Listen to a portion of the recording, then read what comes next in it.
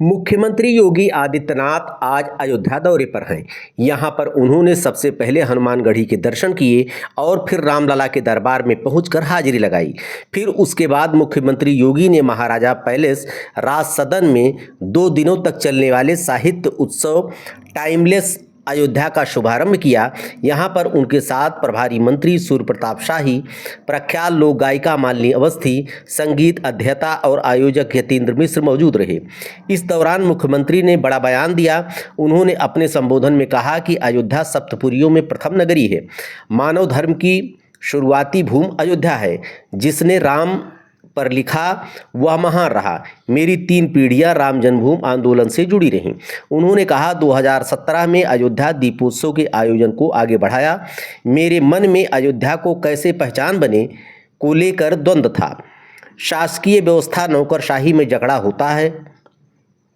CM बनने के बाद मुझे कहा गया कि अयोध्या जाने पर विवाद होता है। मैंने कहा विवाद खड़ा होता है तो होने दीजिए, लेकिन अयोध्या के लिए सोचने की ज़रूरत है। एक वर्ग ऐसा था जो कहता था अयोध्या जाएंगे तो राम मंदिर की बात होगी। हमने कहा सत्ता के लिए हम नहीं आए, राम मंदिर के लिए सत्ता गंवानी पड़े तो कोई बात नहीं।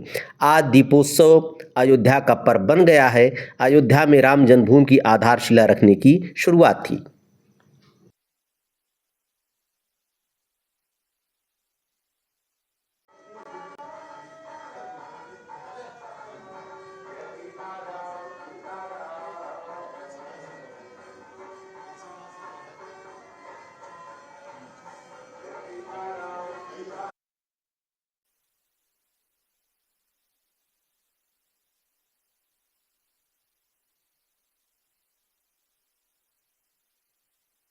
यद्यपि मेरी 3 पीढ़ियां श्री राम जन्मभूमि आंदोलन के लिए समर्पित थी, मुझे कोई समस्या नहीं थी, लेकिन शासकीय व्यवस्था जिस नौकरशाही से जकड़ी होती है, उस नौकरशाही में एक बड़ा वर्ग ऐसा था जो कहता था कि मुख्यमंत्री के रूप में अयोध्या जाने से विवाद खड़ा होगा।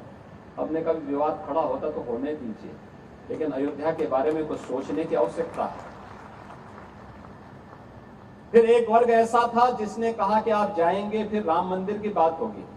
तो मैंने कहा कौन हम सत्ता के लिए आए हैं, राम मंदिर के लिए सत्ता भी गंवानी पड़ेगी तो कोई समस्या नहीं होनी चाहिए। और हम लोग उस समय फिर इस कार्यक्रम के साथ जुड़े। मैंने से 19 अवस्थी से कहा, मैंने कहा एक बार चुपचाप जाकर के देखो दीपोत्सव का कार्यक्रम कैसे हो सकता है। और वे यहाँ आए, उन्होंने यहाँ सर्वे किया, उन्होंने कहा दीपोत्सव का आयोजन होना चाहिए। मैंने कहा मैं जाऊंगा, दीपोत्सव करते करते बीच में फिर राम मंदिर की बात उठेगी तो इसको क्या करेंगे। उन्होंने कहा नहीं, कार्यक्रम हो इसके बारे में हम सबसे बात करते हैं और सबका सकारात्मक भाव है।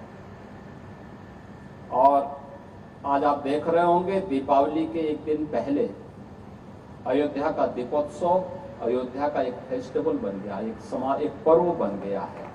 लाखों की संख्या में श्रद्धालु आते हैं और मैं मानता हूं यह शुरुआत थी अयोध्या में राम जन्मभूमि बनने की शुरुआत थी, राम जन्मभूमि की आधारशिला रखने की एक शुरुआत थी। अभी मैं जन्मभूमि दर्शन करके आ रहा हूं। मैं गत वर्ष अयोध्या में आए हुए श्रद्धालुओं की संख्या को देख रहा था और मैंने 2015-16 में भी कितने श्रद्धालु यहाँ आए, 16-17 में कितने आए, वो आंकड़ों को भी देख रहा था।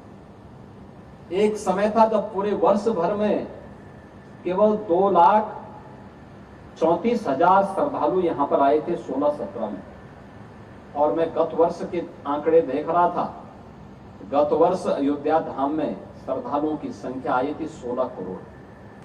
आप अनुमान करिए क्या 2,34,000 और 16 करोड़ में कोई अंतर ही नहीं है।